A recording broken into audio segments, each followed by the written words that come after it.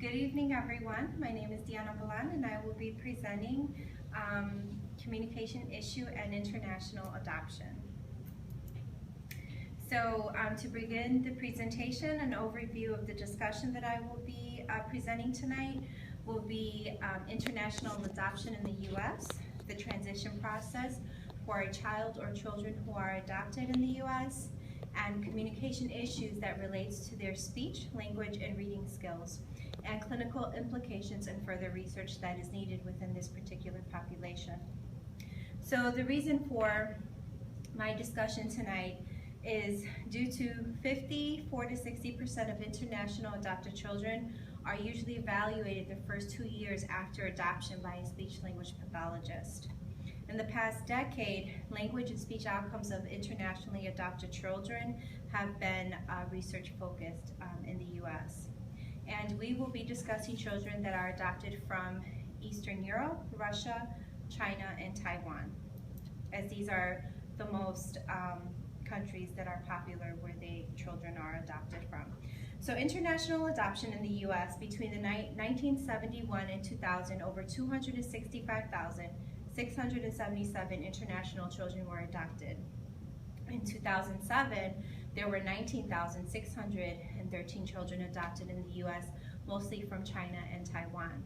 In 2009, more than 2,500 Eastern European children were adopted, and children adopted from Russia had significantly decreased from 5,082 to 2004 to 748 in 2012.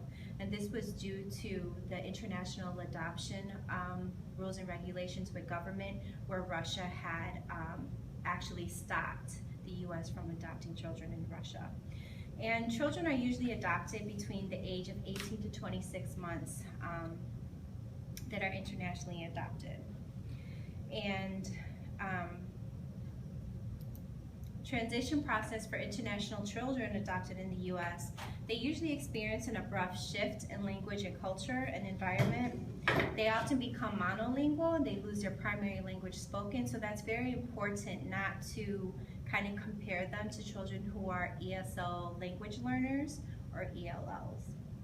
Their language content changes, such as adapting to gestures, sounds, and stress patterns, and they tend to go through a period of not really saying too much as they are trying to acquire the English language. So beginning a new life with their family can be challenging as they get accustomed to their new environment and as they experience living conditions, because they're different from what they were exposed to, because a lot of these children are coming from orphanages internationally.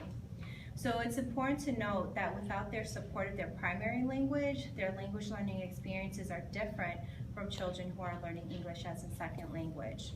So they're often left with no support of the language transition. So communication issues and challenges that we can have with these children, they're at risk for language delays and impairments and have challenges in literacy skills. The prevalence of this population is 55 to 62% that have these challenges. And that families that usually adopt them don't usually speak their language and don't have native language resources.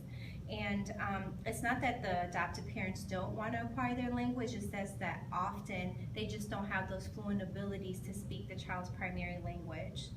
And due to the child's exposure being institutionalized, they're at higher risk of developmental delays. And a lot of times this has to do with like stress issues, the caregiver and child ratio within the orphanages, which significantly can change when a child transitions over to their adoptive family. So we looked at children adopted from Russia. 60% of children within 2.5 years of age had no expressive language when they were brought to the U.S. A year later, the same population at that age, they were using 2-word sentences. So by the age of 3, they were only using 2-word sentences, which is significantly challenging when compared to other children. And the researchers have found that children who had spent less than 4 months in the orphanages have received a normal IQ reading than compared to adopted children that were in an orphanage more than 8 months. And Romanian children were more likely to have a language delay when compared to age-matched children that were placed in foster care or in biological homes. So then we looked at children that were adopted from Eastern European countries, and they had challenges within their primary language. So if they had challenges within their primary language, the researchers were able to predict that they were going to have challenges learning English. And the language deficits within the population had ranged from 30 to 60% for those that were adopted. And according to ASHA, the prevalence of significant language deficits are compared to children in America, which is 5 to 7%.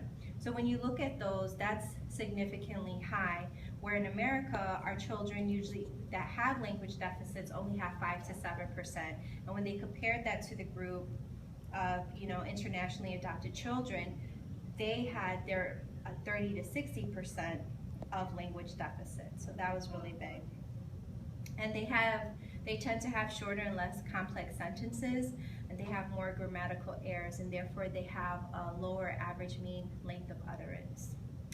And this is strong evidence that these children often experience deprivation and environmental stresses that play an important factor in their development.